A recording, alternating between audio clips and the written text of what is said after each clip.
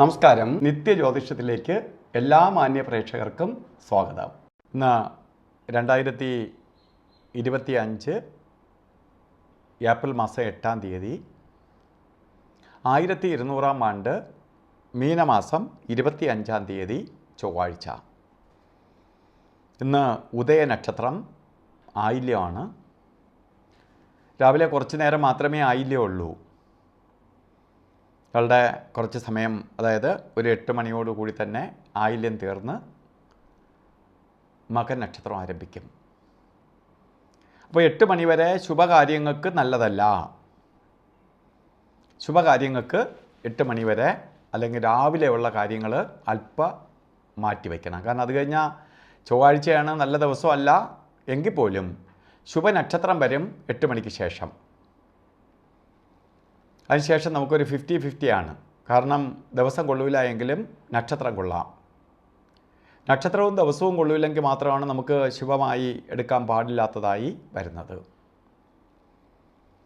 അതുകൊണ്ട് രാവിലെ 8 മണിക്ക് മുമ്പ് ഓരോ കാര്യം ചെയ്യാൻ ഉദ്ദേശിക്കുന്നവർ അല്പം നീട്ടിക്കൊണ്ട് പോകുന്നത് നന്നായിരിക്കും. പൊതുവേ ഇന്ന് 50-50 ഉള്ളൂ എന്ന് ഞാൻ പറഞ്ഞതുകൊണ്ട് നമുക്കിന്നത്തെ ദിവസം തന്നെ മാറ്റിവെക്കാൻ പറ്റുമെങ്കിൽ ഏറ്റവും അനുകൂലപ്രദമാണ്. കാരണം ആ ദിവസം മാറ്റി വെച്ചിട്ട് വേറൊരു ദിവസം എടുക്കാൻ പറ്റുമെങ്കിൽ ശുഭ ദിവസങ്ങളുണ്ടല്ലോ, നമുക്ക് എടുക്കുന്നത് ഉത്തമമായി.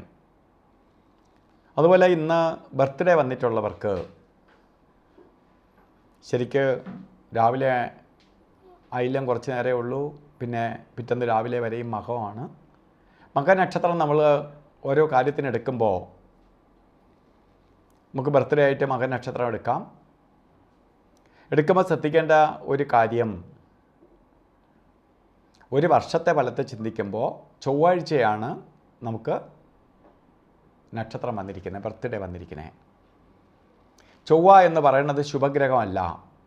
പാവഗ്രഹങ്ങളിൽ വളരെ ശക്തനായിട്ടുള്ള ഗ്രഹമാണ് ചൊവ്വ.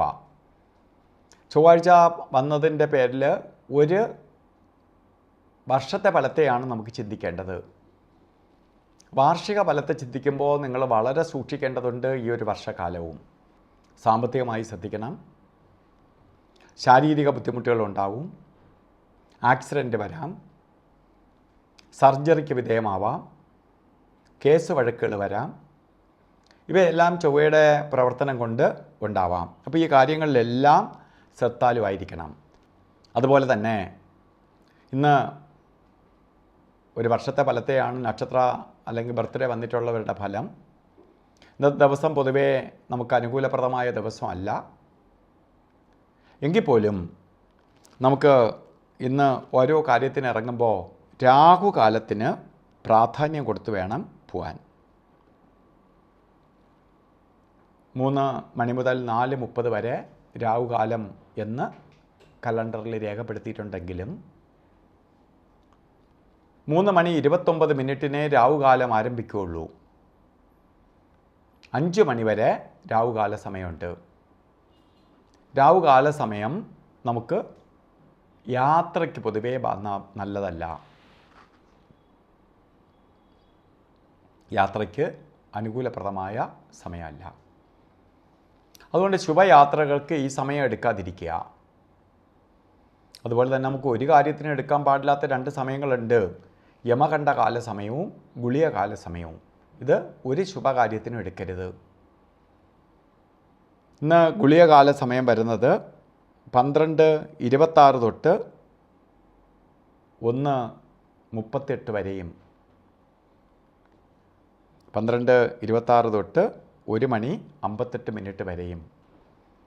യമകണ്ഠകാല സമയം വരുന്നത് 9:24 മുതൽ 10:55 വരെയും. ഈ സമയം ഒരു ശുഭകാര്യങ്ങൾക്കും എടുക്കരുത്. ശുഭകാര്യങ്ങൾക്കൊന്നും തന്നെ അനുകൂലപ്രദമായ സമയം അല്ല. അപ്പോൾ ശുഭകാര്യങ്ങൾക്കൊന്നും ഈ സമയം ഉപയോഗിക്കാതിരിക്കുക. അതുപോലെ ഇന്ന് ചില കാര്യങ്ങൾ ചെയ്തേ തീരുള്ളൂ എന്ന അവസ്ഥ വരികയാണെങ്കിൽ അഭിജിത്ത് മുഹൂർത്തം നമുക്ക് തിരഞ്ഞെടുക്കാം. എല്ലാ ദിവസവും ഉച്ചയ്ക്ക് 48 മിനിറ്റ് നേരം അഭിജിത്ത് മുഹൂർത്തമുണ്ട്. ഇന്നും 12:02 തൊട്ട് അഭിജിത്ത് മുഹൂർത്തം ആരംഭിക്കും, 12:50 വരെ. ഇടയ്ക്കൊരു 4 മിനിറ്റ് നേരമേ അഭിജിത്ത് മുഹൂർത്തം ഇല്ലാതെയുള്ളൂ എങ്കിലും നമുക്ക് അങ്ങനെ സുപ്രധാനമായ ചില കാര്യങ്ങൾ ചെയ്തേ തീരുള്ളൂ എന്ന അവസ്ഥ വരികയാണെങ്കിൽ അഭിജിത്ത് മുഹൂർത്തത്തെ ആശ്രയിക്കുക.